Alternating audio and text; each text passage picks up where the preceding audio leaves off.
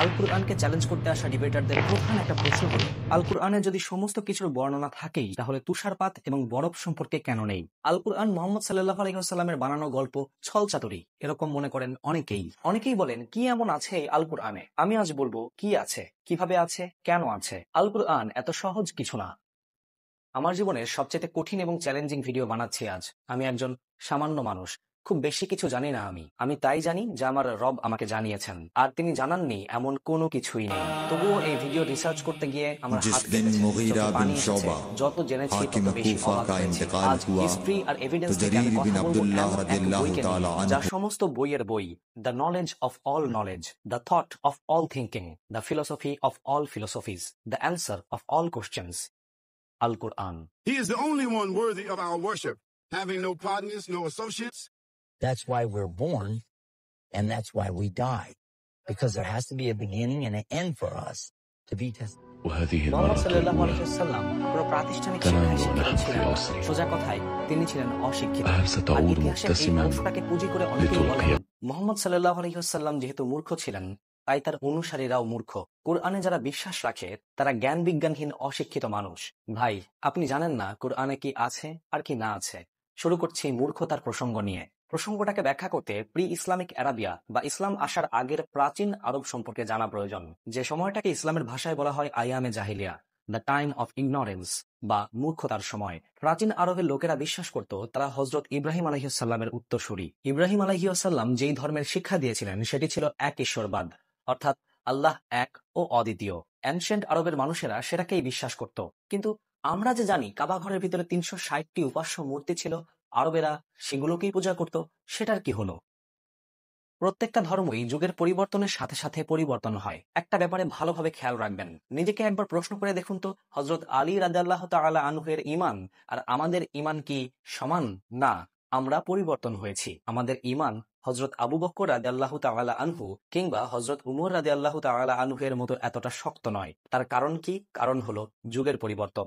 একইভাবে ইব্রাহিম আলাইহিস সালামের শিক্ষা দেওয়া এক ঈশ্বরবাদ ধর্মও যুগের পরিবর্তনের সাথে সাথে পরিবর্তন হয়। যুগের পালাক্রমে মানুষ ঈমান হারিয়ে প্যাগানিজম বা মুশরিকিবাদকে গ্রহণ করে। মুশরিকিবাদ বা বহু ঈশ্বরবাদ। কাবাকে তখনও তারা আল্লাহর ঘরই বিশ্বাস করত, কিন্তু উপাসনা করত ৩৬০টি আইডল বা মূর্তির। মূর্তিগুলোর ভেতরে প্রধান উপাস্য দেবতার নাম ছিল হুবাল, আল উজ্জা, আল মানাত সহ আরো ৩৫৭টি। এই দেবতাগুলোকে বিশ্বাস করা হতো মানুষ আর আল্লাহর মাঝে মধ্যস্থতাকারী হিসেবে। ব্যাপারটাকে সহজে ব্যাখ্যা করার চেষ্টা করি।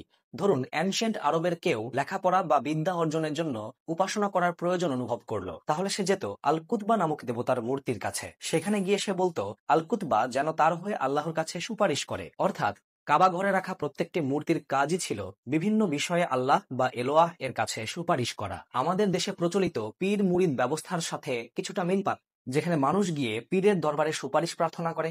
হিস্টোরিক্যালি চিন্তা করলে এই পীরের মুরিদগণ এখনো আইয়ামে জাহিলিয়া থেকে বের হয়ে আসতে পারেনি, অথবা যুগের পরিক্রমায় আবারও পরিবর্তনের পথে ধর্ম।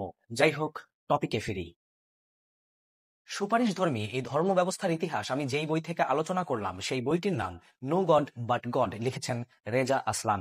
সমস্ত গডের মূর্তি থাকলেও আল্লাহর কোনো মূর্তি সে সময়ও ছিল না, যে ব্যাপারটি ইতিহাস থেকেও জানা যায়, প্রত্নতত্ত্ব থেকেও জানা যায়। এবং আল কুরআনের সূরা ইউনুস আয়াত 18 অনুসারে আল্লাহ বলেন, তারা আল্লাহকে বাদ দিয়ে এমন কিছুর ইবাদত করছে যা তাদের কোনো ক্ষতি করতে পারে না এবং তাদের উপকারও করতে পারে না। তারা বলে, এরা আল্লাহর নিকট আমাদের সুপারিশকারী। অ্যানশিয়েন্ট আরবের এরকম প্যাগানিজম দেখে অনেকেই সে সময় সন্দেহপ্রবণ হয়ে ওঠেন। আদৌ কি ইব্রাহিম আলাইহিসসালামের শিক্ষা অনুসারে এই বহু ঈশ্বরবাদ সাপোর্ট করে? যেহেতু ইব্রাহিম আলাইহিসসালামের সময় থেকে সে সময় পর্যন্ত অনেকটা সময় পার হয়ে গেছে, তাই সঠিক উত্তর খুঁজে বের করা কঠিন। তবুও যারা এই প্রশ্ন নিয়ে উত্তর খুঁজতেন তাদের মধ্যে হযরত মুহাম্মদ সাল্লাল্লাহু আলাইহি ওয়াসাল্লাম ছিলেন অন্যতম। রেফারেন্স: আল কুরআন বইয়ের ইংলিশ ট্রান্সলেশন, দ্য কোরআন বইয়ের ইন্ট্রোডাকশন পার্ট 1।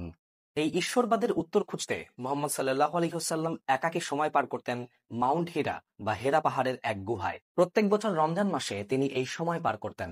আর এখান থেকেই আমাদের আসল ভিডিও শুরু। একদিন ধ্যানরত অবস্থায় তিনি শুনতে পান একটি ভয়েস, রিড, পড়ো। মুহাম্মদ সাল্লাল্লাহু আলাইহি ওয়াসাল্লাম বললেন, আই ক্যান নট রিড, আমি পড়তে জানি না। ভয়েসটি আবার বলল, পড়ো। মুহাম্মদ সাল্লাল্লাহু আলাইহি ওয়াসাল্লাম বললেন, আমি পড়তে জানি না। ভয়েসটি তৃতীয়বার বলল, পড়ো। মুহাম্মদ সাল্লাল্লাহু আলাইহি ওয়াসাল্লাম বললেন, হোয়াট ক্যান আই রিড, আমি কি পড়তে পারি? ভয়েসটি বলল, ইকরা বিসমি রাব্বিকাল্লাযী খালাক, পড়ো তোমার প্রভুর নামে, যিনি তোমাকে সৃষ্টি করেছেন। আল কুরআনে নাজিল হওয়া প্রথম আয়াতের প্রথম শব্দটি যেখানে বলছে ইকরা, পড়ো, রিড। আল কুরআনে নাজিল হওয়া প্রথম আয়াতটি যেখানে বলছে জ্ঞান অর্জন করতে, বিদ্যা অর্জন করতে, শিখতে, জানতে, পড়তে, সেখানে এই গ্রন্থে বিশ্বাসকারীরা মূর্খ কিভাবে হবে? আল কুরআনে নাজিল হওয়া প্রথম সূরাটি যেখানে বলছে আল্লাহ মানুষকে কলমের সাহায্যে শিক্ষা দিয়েছেন যা সে জানতো না, সেখানে আল কুরআন কিভাবে মিথ্যা হবে? মানুষের চিন্তাশীল মস্তিষ্কের প্রথম প্রশ্ন, হাউ আই এম হিয়ার, আমি এই পৃথিবীতে কিভাবে আসলাম, কি আমার পরিচয়? আল কুরআনের নাজিল হওয়া দ্বিতীয় আয়াত এর উত্তর খুঁজে দেয়। খলাকাল ইনসানা মিন আলাক, আল্লাহ সৃষ্টি করেছেন মানুষকে জমাট রক্ত থেকে। আব্রাহামিক ধর্মের পরিবর্তন নিয়ে আল্লাহ বলেন আয়াত নাম্বার 6, নিশ্চয়ই মানুষ সীমা লঙ্ঘন করে। যেই কুরআন শুরু হচ্ছে ইকরা দিয়ে, বলা হচ্ছে পড়ো, জ্ঞান অর্জন করো, সেই কুরআনে কি কি জ্ঞান আছে? কিভাবে মানুষ তৈরি হলো। সূরা আত-তোহা আয়াত 55, মাটি থেকেই আমি তোমাদেরকে সৃষ্টি করেছি। কিভাবে মানুষের জন্ম হয়? সূরা হজ আয়াত 5, আমি তোমাদেরকে মৃত্তিকা থেকে সৃষ্টি করেছি, এরপর বীর্য থেকে, এরপর জমাট রক্ত থেকে, এরপর পূর্ণাকৃতি বিশিষ্ট ও অপূর্ণাকৃতি বিশিষ্ট মাংসপিণ্ড থেকে। আল কুরআনে আছে কিভাবে প্রাণী জগতের সৃষ্টি হলো। সূরা আল আম্বিয়া আয়াত 30, প্রাণবান সবকিছুকে সৃষ্টি করলাম পানি থেকে। আল কুরআনে আছে পৃথিবীতে পানি কোথা থেকে এলো। সূরা আল মুমিনুন আয়াত 18, we sent down water from heaven in proper quantity, আল্লাহ আসমান থেকে পানি পাঠিয়েছেন। আমরা পরবর্তীতে জেনেছি পানি এসেছে উল্কা আর মিটিয়র্স এর সাথে, যা আর কোনো গ্রহতেই যায়নি। কুরআনে আছে পৃথিবীর শুরু, পৃথিবীর শেষ। কুরআনে আছে কিভাবে শস্য দানা হয়, কিভাবে সূর্য কাজ করে, কিভাবে চাঁদ কাজ করে, আসমান, তারকারাজি, গ্যালাক্সি, টাইম ডায়নামিক্স, অতীত, বর্তমান, ভবিষ্যৎ সবকিছু। তারপরও কিভাবে কোরআনের জ্ঞান সীমিত, কিভাবে কোরআনে বিশ্বাসীরা বিজ্ঞান থেকে পিছিয়ে। তারপরও অনেকেই প্রশ্ন করে, আল কুরআনে যদি সমস্ত কিছুর বর্ণনা থাকেই, তাহলে তুষারপাত এবং বরফ সম্পর্কে বর্ণনা নেই কেন? তারা মনে করে হযরত মুহাম্মদ সাল্লাল্লাহু আলাইহি ওয়াসাল্লাম কোরআনকে বানিয়ে বানিয়ে বলেছেন।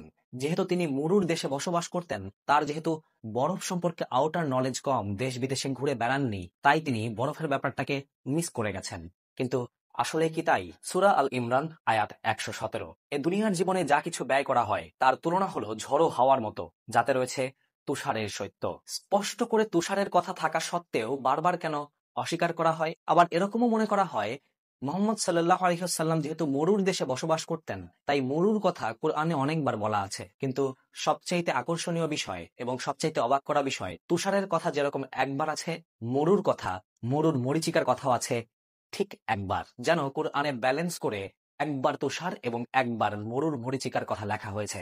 সত্যিকার অর্থে আল কুরআনের প্রথম নাজিল হওয়া শব্দ ইকরা বা রিড বা পড়ো হলো সব প্রশ্নের উত্তর। You have to read it first, না পড়লে জানা যাবেই বা কিভাবে? অবশ্য আল্লাহ নিজেই বলেছেন, যালিকাল কিতাবু লা রাইবা ফি হুদাল লিল মুত্তাকিন, এটা সেই কিতাব যাতে কোনো সন্দেহ নেই, মুত্তাকিদের জন্য হিদায়াত। সূরা বাকারা আয়াত 2। আল কুরআন মুহাম্মদ সাল্লাল্লাহু আলাইহি ওয়াসাল্লামের বানানো গল্প হলে এত জ্ঞান বিজ্ঞানের উৎস এখানে থাকতো না। বিজ্ঞান এখনো যেখানে পৌঁছায়নি, আল কুরআন সেখানকার কথাও বলে।